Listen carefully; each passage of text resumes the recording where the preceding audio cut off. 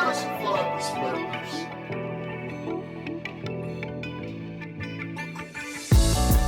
How you doing, Team Up? And welcome back to another episode of Unclassified Perspectives. My name is Derek A. Murdoch, Content Director here. Yes, this is a fancy shirt, and I'm getting way too comfortable in front of this camera for my own good. But hey, that's the path I'm supposed to be on. With that being said, let's get into this. Here we go.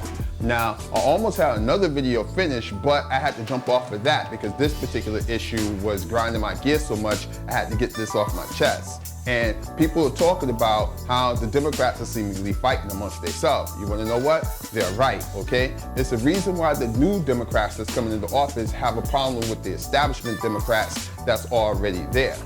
Now, I like to refer to this particular situation as the civil left war, okay? And what I'm gonna do with this video is try and paint a picture for y'all on how somebody could support Alexandria Ocasio-Cortez opposed to a Nancy Pelosi, okay? Now, warning, this video might go on for a little longer than normal. I try and keep my videos short and sweet. I'm not one of these people who like to talk on 20 minutes on a small subject and reiterate the same talking points over and over and over again because they love the sound of their voice. I try and get to the point.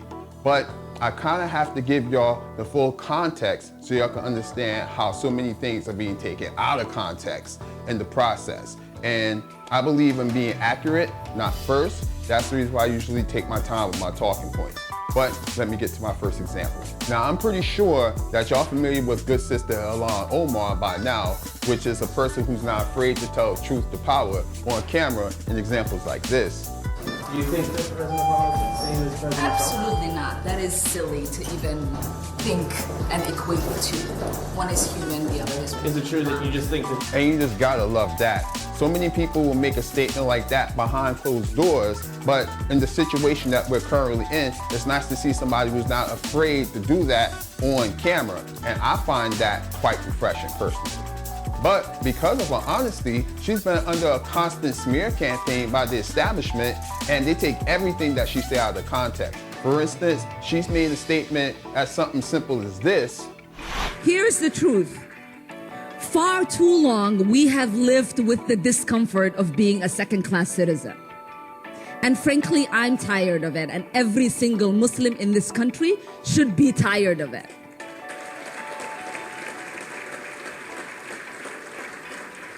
CARE was founded after 9/11 because they recognized that some people did something and that all of us were starting to lose access to our civil liberties.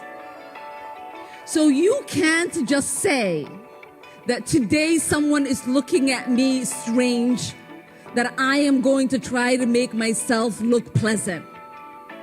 You have to say, this person is looking at me strange. I am not comfortable with it. I am going to go talk to them and ask them why. Because that is a right you have. And then you'll get a representative on TV turning it into this. It is not some people who did something. It's terrorists who killed almost 3,000 Americans. And we should talk about it that way. We should talk about it with deference. And it was not taken out of context, by the way. There's a lot of claims that it was. Of course it wasn't. And I think everyone should just look at the clip and decide for themselves. And I don't think it's out of line to simply call that out and criticize it.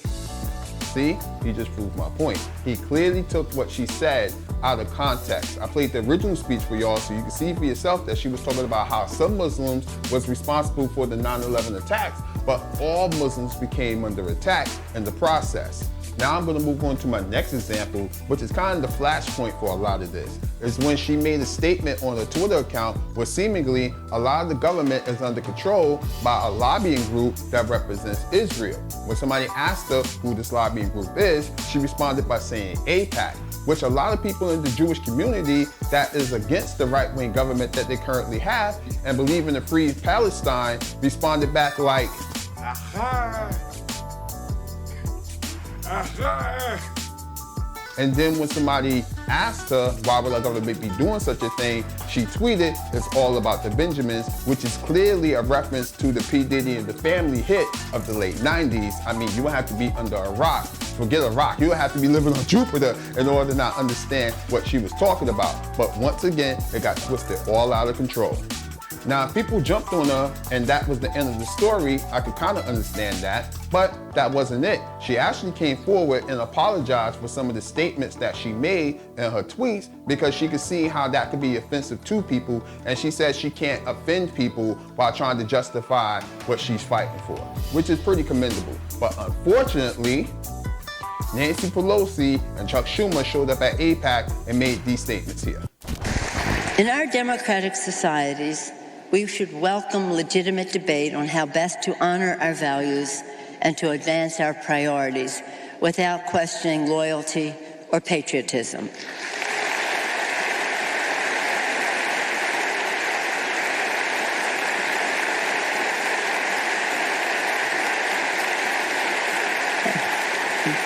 This month, the full House came together to condemn the anti-Semitic myth of dual loyalty and all forms of bigotry with a resolution that, quote, rejects the perpetuation of anti-Semitic stereotypes in the United States and around the world, including the pernicious myth of dual loyalty and foreign allegiance, especially in the context of support for the United States-Israel alliance.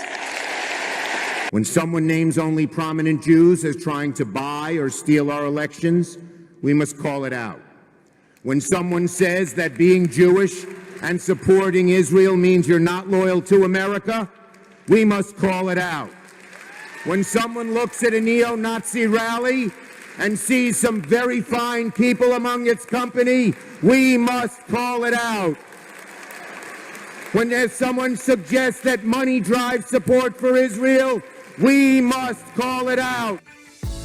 Now, all you can do is say to that is, wow. You know, they both took the cheapest shots at her, with Chuck Schumer being the most egregious by tying her statements into Trump saying... But you also had people that were very fine people on both sides. Not cool, Chuck. Not cool.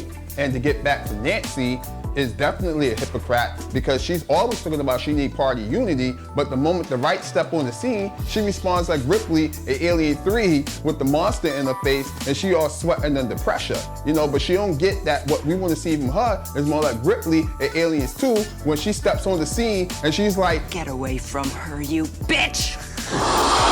That's what we need, you know, that's what people are looking for. We're looking for people who's gonna fight, not cower, you know? In the meantime, while all this is going on, even Representative Cory Booker, who I really don't back too much, had this to say.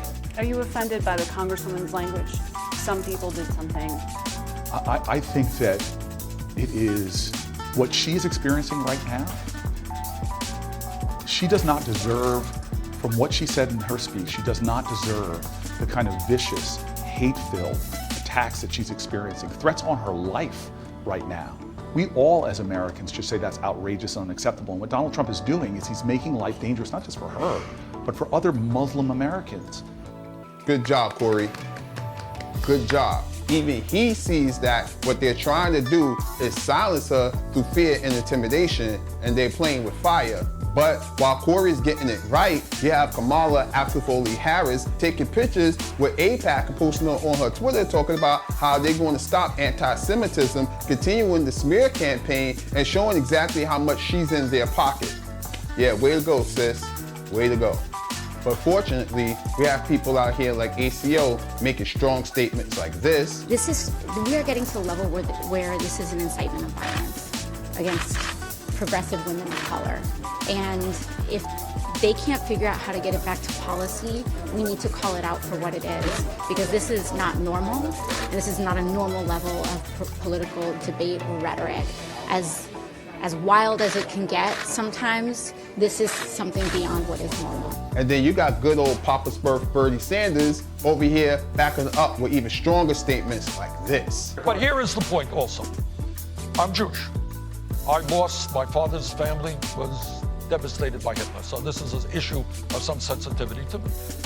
So I will do everything in my power, and I hope that every member of Congress will fight not only anti-Semitism, but racism and anti-Muslim activity so that we create a non-discriminatory society. But it is not anti-Semitic to be critical of a right-wing government in Israel. That is not anti-Semitic, okay?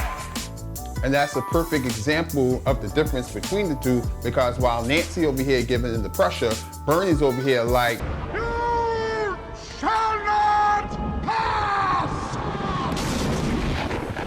and that's what I'm talking about. That's what we need out here. And oh yeah, Nancy, we know you're nervous when you're making statements like this about a.c.o. and the progressive movement. You have these wings, AOC and her group on one side. It's like 5 people. No, it's the progressive group, more than 5. Progressive, I'm the progressive.